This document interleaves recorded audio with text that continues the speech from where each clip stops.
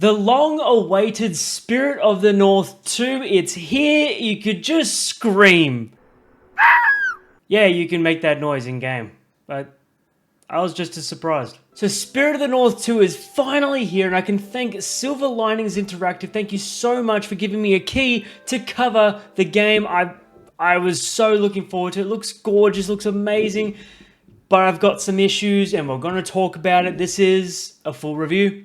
Now, the gameplay you are seeing is no further than 2 hours into the game, so there's no spoilers whatsoever here, and all gameplay is caught on the PS5. So, without sounding stupid, Spirit of the North 2 is a sequel from Spirit of the North, developed by Infuse Studios, which the original game is currently sitting on a very positive on Steam, and I know for a fact people love Spirit of the North. So, jumping into Spirit of the North 2, I have not played the original, so I was kind of going in blind, and I love doing that about games. I love jumping into games blind, going, I have no idea what I'm about to experience, but I'm going to give it a go. Something that did happen when I tried to play Spirit of the North 2, it took me 3 goes to play this game. Let me tell you why. So the first time, I was a complete idiot. I didn't know where to go, and there is a raven in this game, which is your companion, and I didn't know he shows you where to go most of the time, and I didn't know that. So, first time I got frustrated and I stopped playing. The second time I was playing, I got bored of the exploration. Yes, this is a big open world. There's like sections of the world of the map that you jump between depending on how far you're going through the story, and it's massive. Most of the time you are running through this lush landscape that is quite beautiful though, and the music is very soothing and very relaxing. However, it made me bloody tired. So the second time, I also stopped. However, the third time, I played Spirit of the North 2 and gave it a red hot crack and charged through.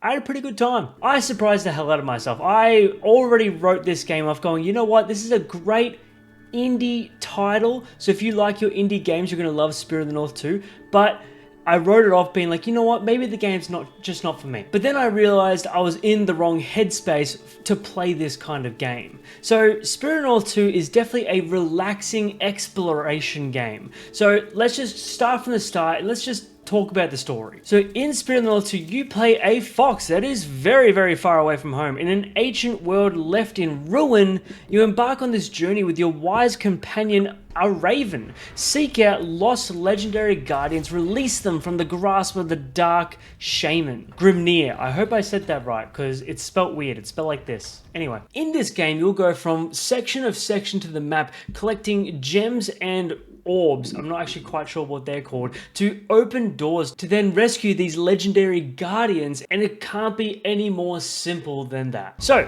the story itself is nothing to brag about. It's not complex. It's a indie exploration game. It's literally what it feels like and it's what it is. So as long as you go in knowing that, especially if you've already played the original, you're gonna know this, but for everyone else, you have very, very basic gameplay mechanics of running, jumping, and yes, as we heard before, screaming.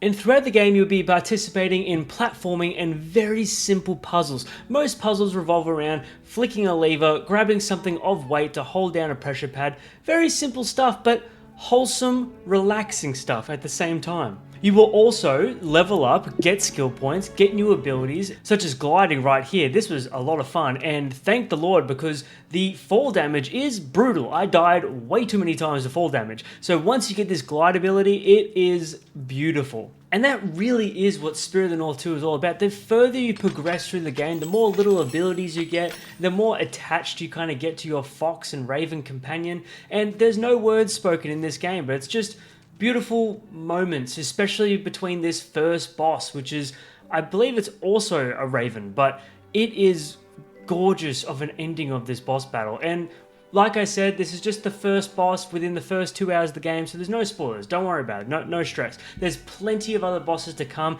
In saying that, I feel like you could knock this game off in maybe 8 to 10 hours. I am currently 6 hours into my playthrough, so I'm not done quite yet. Like I mentioned, it did take a few times for me to really get involved with Spirit of the North 2. I was almost about to write it off and be like, nah, you know what, it's not my thing. And I still think it might not be my thing entirely. indie exploration, open world, minimal gameplay style. It is a beauty of an indie game, but it's nothing more than that. The Spirit of the North 2 is gorgeous to play. Most of the time, graphically, it is stunning. In saying that, when I say it's indie, it still has those little moments. Graphically, there are some things that could just be a little bit better. There are quite a few bugs I experienced. Nothing game-breaking, most of the time funny, such as audio bugs with the screaming that didn't quite sound right. It almost sounded like he had a sore throat, so he didn't scream quite right. And gameplay moments such as during a boss battle, I flew through a wall and I landed in the rock wall, and I was like, huh, that's crazy. But all these things are getting fixed. They are well aware of it. This is a review code, so there's already going to be a patch 1 fixing a lot of things like audio. So by the time you pick up the game, they probably won't even exist. So enjoy that. But I can't simplify enough. Spirit of the North 2, if you like Spirit of the North 1, like gameplay I've seen, like I said, I have not experienced the first game, you will enjoy this game. It is an indie title that is beloved. I feel like being so long since the original game, we're talking all the way from 2019, I did think Spirit of the North 2 would have a little bit more complexity to it, a bit more polish out to it.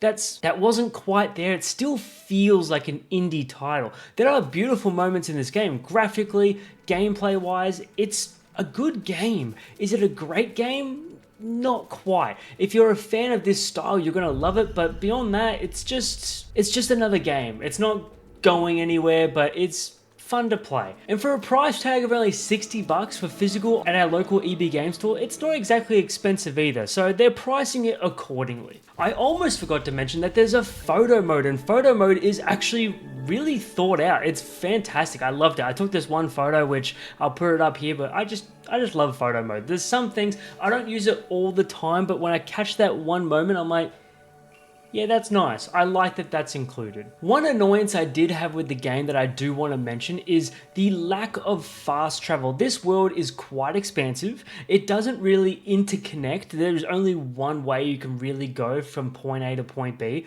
And for most of the time, you don't have to worry about backtracking all the way to your original areas. However, one of the recent moments I had that frustrated me without belief is in this game, you can hold down on the D-pad, which will then take you back to your last respawn point. And for some reason, that sent me all the way back to the start of the game. And that frustrated. I didn't want to backtrack. That was easily about a 20-minute backtrack that I would have to do, and that frustrated me so much. Why there's no fast travel in this game, I don't really understand, seeing that the map has full landmarks and full potential for it. I don't really understand why fast traveling is not a thing, especially because a lot of the time you will be running around collecting these gems and collecting items to go back to where you began, so fast travel would have really sped up and helped that process of gameplay. All in all, do not get me wrong, Spirit of the North 2, I enjoyed it. It's just not really my style of games, and I think it's good, but you have to like that style of game. This is a very relaxing title, very simplistic, nothing too crazy. It's just small little puzzle solver. So if that's what you're going in for, that's what you're going to get, and that's what you're going to enjoy. But anyway, that's enough of that. That is just me, my opinion of Spirit of the North 2. Thank you so much to Silver Linings Interactive for giving me a code. I really appreciate it. I love my time with the game, but I got to say it how it is. So I appreciate you. Thank you so much. But of course, if you made it this far, thank you so much. Make sure you comment down below what you think. Are you going to pick up Spirit of the North 2? Like it, and of course, hit the subscribe button for all the latest games, because I cover them right here. So thank you so much. I love ya. I'll see you later.